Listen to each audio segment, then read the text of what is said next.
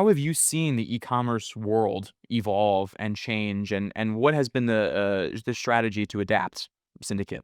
Yeah. So I'm gonna probably give 2 themes here, which is speed, and I think the buying pattern has changed. So I think people way commerce works is, more digital than it was even 2 years ago.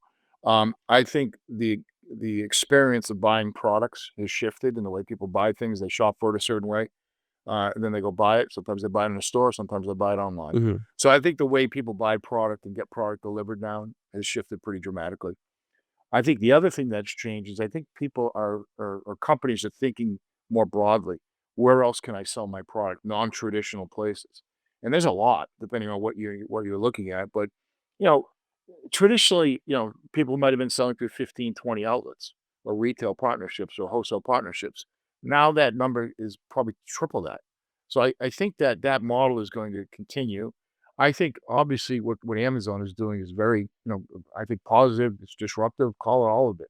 But being able to sell both from a vendor central and a seller central perspective, it's very easy to sell product. I think you got advancements in social media, TikTok. You look at some of these, Google Shopping. You look at where people are buying in products and the type of products they're buying from there. I think that's becoming much more dynamic. I think it's becoming much more personalized. And I know your phone listens. I don't care what anybody Yep. says, but you start Alexa talking about a too. certain thing. Yep. Yep, boop, you're getting an offer for it on your phone. Yeah. So I think that concept of personalization, knowing what you like, how you buy, I think that's gonna get much more curated, and I think that's probably one of the bigger changes that at least I've witnessed personally and professionally, that trend is gonna continue, and I think honestly, AI and where it's going, I think things are gonna get very, very, personalized over the next 4 or 5 years, and I hope in a positive way, Yeah. but, it can get intrusive, but, you're gonna start seeing maybe recommendations or, if you're looking for a trip down the Caribbean or something, it just sends you a bunch of stuff that Is it meets your a profile. hopper offer, like some sort of deal on a flight? Yeah. Yeah, Yeah, yeah. I'm of the, I don't know, I guess I watched Terminator too much as a kid or something, but I'm of the impression that the more AI evolves, the worse it's gonna get. And if people that watch the show are sick of me talking about how I think I'm an AI, pessimist, where I think it's gonna get maybe potentially get worse and worse for us, and people are gonna not maybe not in the sense of taking over the world, but people might Yeah. become just lazier and lazier kinda, and that would be, You I think, just as you bad. still Peter, you still carrying a beeper?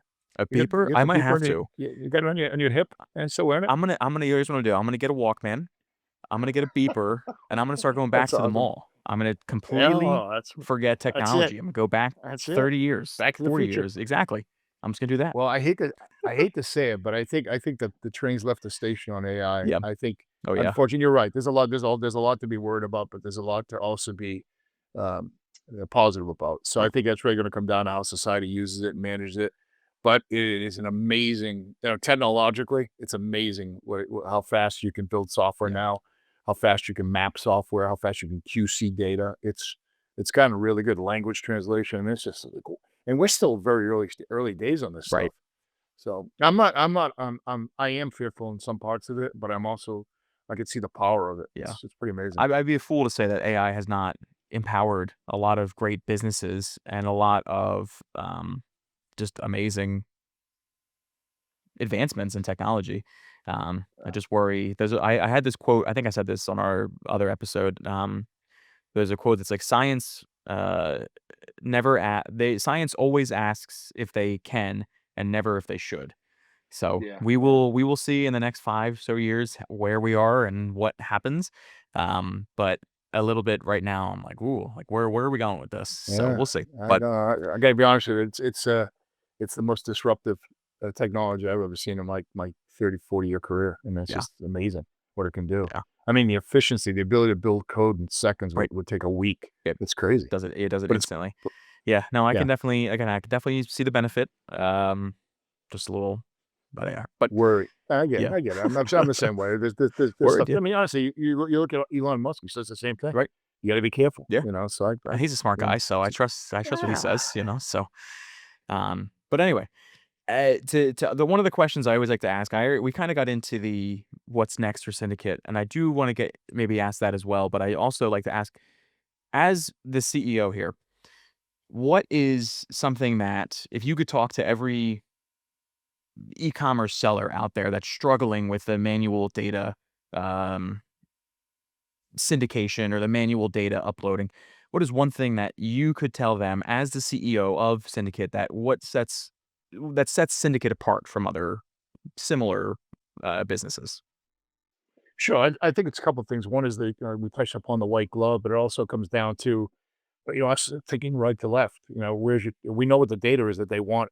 So if you're selling, excuse me, if you're selling tires versus sneakers versus ladders, Mhm. we know what the requirements are, and when that's the business that we're in. You don't have to go hunt that down and figure it out and take 10 cracks at it. We'll know that concept of a pre-flight, that concept of really knowing, hey, look, that actually did is a pretty good spot. That should fly beautifully. Send it. It's that not knowing. It's that clicking and trying again, getting frustrated.